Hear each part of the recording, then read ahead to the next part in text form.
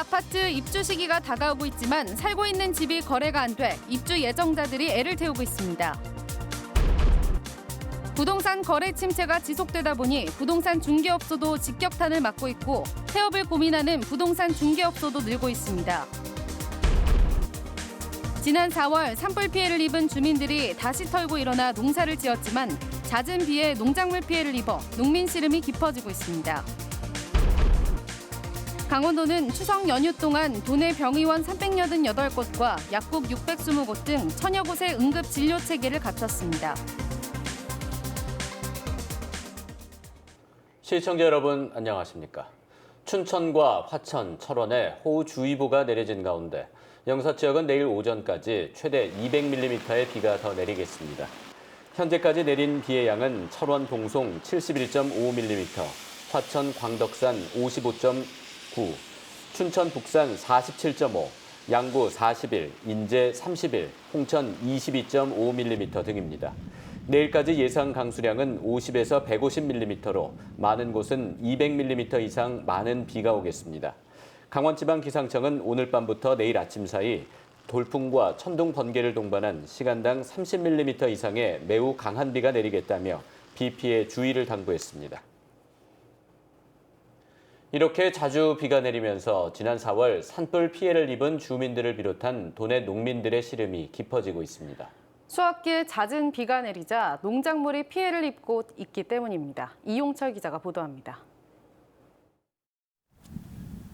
화마가 모든 것을 휩쓸고 간 자리에서 다시 일어나 희망을 일궜던 이재민들. 밭에 고랑을 내고 비닐을 씌워 지원받은 모종과 종자를 심었는데 한 해 농사는 어떻게 됐을까? 고추는 평소보다 덜 자랐고 고랑 사이에는 풀이 우거져 발 디딜 틈도 없습니다. 산불의 고추 모종을 모두 잃어 지원받은 새 모종으로 심은 것입니다. 탄저병이 들면서 상품 가치를 잃어 품값도 못 건들 형편입니다. 산불 피해지에서 흘러내린 토사와 빗물 때문에 인근 밭의 농작물들이 많은 피해를 입었습니다. 산불 피해지에 사방 공사를 했지만 배수로가 제대로 없어 빗물은 도로를 따라 인근 밭으로 흘러들어갔습니다. 내려오는데 아무도 없어요. 그 물이 바로 오늘 이 밭을 고추밭으로 들어가는 바람에 고추 초장부터 성장하지도 못하고 비행이 오는 바람에 완전 망친 거죠. 예. 애써 가꾼 농작물이 피해를 입으면서 추석 명절을 앞두고 안타까움은 더 큽니다. 비좁은 컨테이너 하우스에서 첫 명절을 맞이하기에 서럽기까지 합니다. 좁아갖고 잘 데가 없으니 명절에 오지 마라 그래서 애들을. 뭐 와서 뭐 그래도 뭐 자고 해야 되는데 뭐 없잖아요. 방이 이거 하나밖에 없으니까네. 그래서 올해는 그냥 둘이서 간단하게 차례 지내고. 산불 피해를 딛고 일어서 지은 한 해 농사를 망치면서 주민들은 풍성해야 할 추석이 한없이 허전하게만 다가옵니다. MBC 뉴스 이용철입니다. 오늘은 부동산과 관련해 집중 보도해드립니다. 요즘 부동산 거래가 얼어붙었다 해도 과언이 아닌데요. 이런 상황에서 새 아파트 물량이 쏟아지고 있습니다. 입주 시기는 다가오는데 집은 안 나가고 입주 예정자들은 애를 태우고 있습니다. 허주희 기자가 취재했습니다. 11월부터 입주가 시작되는 춘천의 한 대규모 아파트 단지입니다. 입주 시기가 2달도 남지 않았지만 아직 살고 있는 집을 빼지 못한 입주 예정자들이 적지 않습니다. 이 아파트 입주를 앞둔 박모 씨도 한 달 전 내놓은 전셋집이 나가지 않아 애를 먹고 있습니다. 일단 아파트를 춘천시에서 너무 많이 지어서 전세를 내놓긴 했지만 보러 오는 사람도 없고 그리고 그 전세 만기가 돼도 돈을 돌려받을 수 있을까 하는 그런 불안감. 춘천 지역 올해 신규 아파트 입주 물량은 4,735세대, 최근 10년 새 최대 입주량입니다. 오는 11월 2,800세대가 넘는 대단지 입주를 시작으로 2022년 2월 49층 초고층 주상복합까지 불과 3년여 동안 8개 단지에서 9,000세대가 넘는 물량이 쏟아질 예정입니다. 원주에서는 이미 전월세 가격이 하락하고 신규 아파트 가격까지 내림세를 보이는 현상이 나타나고 있습니다. 부동산 거래 침체 상황 속에 새 아파트 입주 시기가 다가오면서 입주를 포기하는 사례도 우려되고 있습니다. 미분양 관리 지역도 늘어나고 있습니다. 춘천과 원주, 동해와 속초, 고성에 이어 강릉도 미분양 관리 지역에 추가되면서 도내 미분양 주택은 급격하게 증가하고 있습니다. 매매 같은 경우에는 고점 대비해서 10% 내지 20%까지 하락한 곳도 있고 앞으로도 전월세 가격이 지속적으로 하락할 것으로 예상을 하고 있습니다. 집이 나가지 않아 입주 시기가 늦어지면 그에 따른 분쟁과 연체 부담도 늘어날 것으로 예상됩니다. 아파트 거래 침체 현상은 주택과 오피스텔, 상가 등 부동산 전반으로 이어지면서 공실률이 높아지고 임대료 연체가 증가하는 등 악순환이 발생하고 있습니다. MBC 뉴스 허주입니다. 이렇게 부동산 거래 침체가 지속되다 보니 부동산 중개업계도 직격탄을 맞고 있습니다. 폐업한 부동산 중개업소가 개업한 수를 앞지를 정도로 폐업을 고민하는 부동산 중개업소가 늘고 있습니다. 이어서 김상훈 기자가 보도합니다. 춘천에서 부동산 공인중개업을 하는 송유정 대표는 요즘 큰 걱정이 생겼습니다. 부동산 거래가 급감하면서 수익이 크게 줄어 폐업을 고민하고 있기 때문입니다. 부동산 업계에서는 부동산 경기가 꽁꽁 얼어붙으면서 계약서 쓰는 법도 잊어버렸다는 말이 나돌 정도로 거래가 위축됐습니다. 이제 성수기가 없어졌다고 보시면 될 것 같고 저희도 사실은 저희는 거래가 많이 되어야 뭐 좋은데 사실 거래 자체가 거의 실제로 올 들어 강원 지역 아파트 거래 현황을 보면 4월에 일시적으로 증가했을 뿐 하락세를 보이고 있습니다. 올해 2월에 폐업한 부동산입니다. 상가가 많은 강원대학교 근처인데도 폐업을 면치 못했습니다.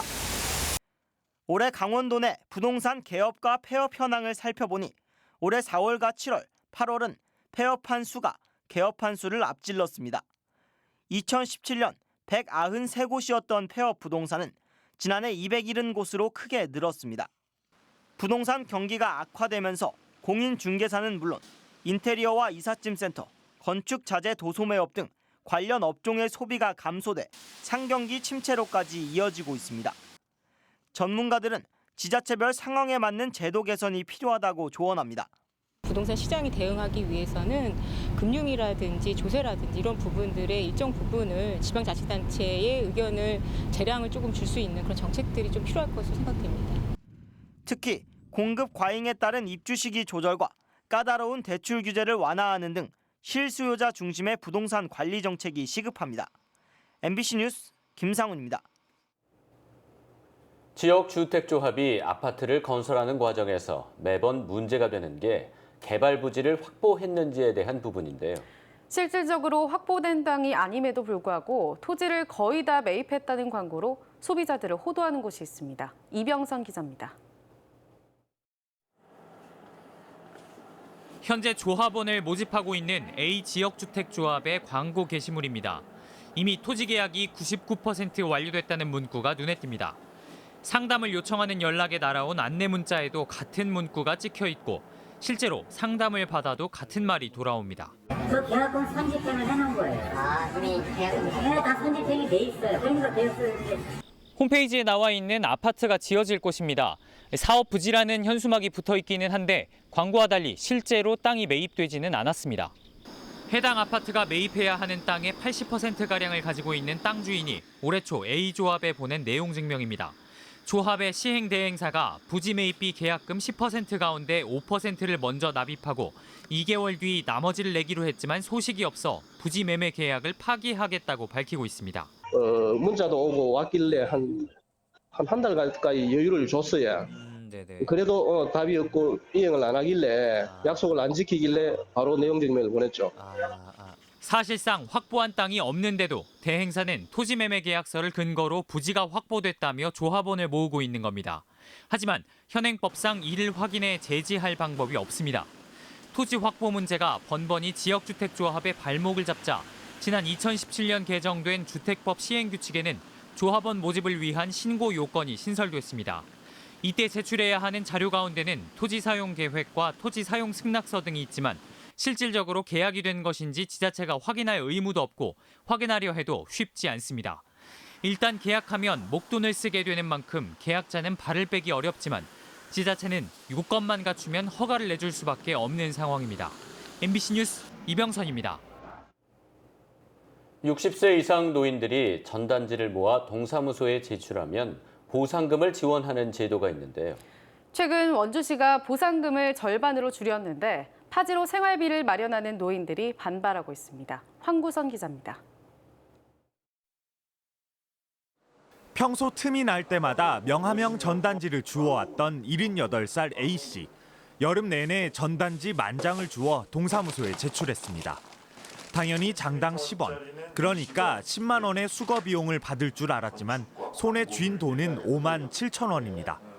동사무소에도 시청에도 찾아가 항의했지만 돌아온 답은 예산이 부족하다는 것이었습니다. 굉장히 황당했죠. 이거는 돈을 우리가 힘들게 수거해가지고 2달씩 모아가지고 갖다 준 건데.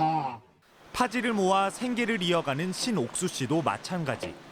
동네 곳곳에 종이 상자를 모아 고물상에 팔고 전단지는 동사무소에 보내 한 달에 10만 원 정도를 받는데 1kg에 50원인 파지값에 비하면 한 장에 10원 하는 전단지가 미더운 수입원이었습니다. 신 씨가 지난달 모은 전단지는 7,200장, 절반 정도인 4만 원만 돌아왔습니다. 저 어렵다고 폐지값도 안 올려주고 또 이렇게 닦기값도 주지 않고 한꺼번에 돈 안 내주고 이해할 수 없다고 그러니까 그대로 고생하고 사는 거예요. 한 장당 10원이었던 명함형 전단지의 수거 가격이 절반가량으로 떨어지면서 노인층을 중심으로 생활에 어려움을 호소하고 있습니다. 원주시는 올해 편성한 전단지 보상기금 2억 원이 예상보다 빨리 소진돼 일시적으로 보상금을 줄였다는 입장입니다. 작년에 저희가 분기별로 7만 원에서 10만 원으로 올려드렸어요. 그랬더니 올해 갑자기 늘어난 거예요. 예산을 조금 더 늘렸는데도. 파지 줍는 노인 등 소외계층 복지 정책에 추가로 투입할 예산 수천만 원이 없다는 원주시. 이 원주시는 내년 예산 1조 1,000억 원을 확보했다고 대대적으로 홍보하고 있습니다. MBC 뉴스 황구선입니다.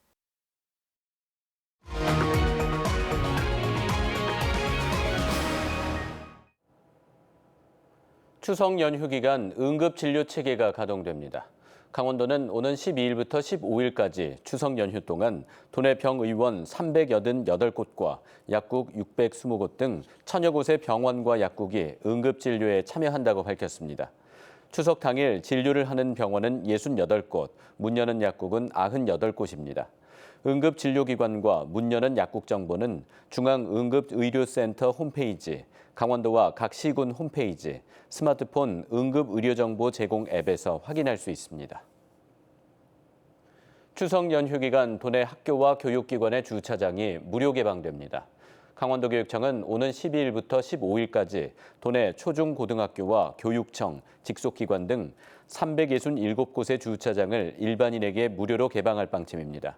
주차장 개방 정보는 도교육청 홈페이지나 공공데이터 포털, 주차정보 앱 등에서 검색할 수 있습니다. 올해 추석을 앞두고 도내 금융기관을 통해 발행된 화폐가 지난해에 비해 크게 감소한 것으로 나타났습니다. 한국은행 강원본부에 따르면 지난달 29일부터 열흘간 강원 도내에서 발행된 화폐는 1,075억 원으로 지난해 추석에 비해 28%인 422억 원 줄어든 것으로 집계됐습니다.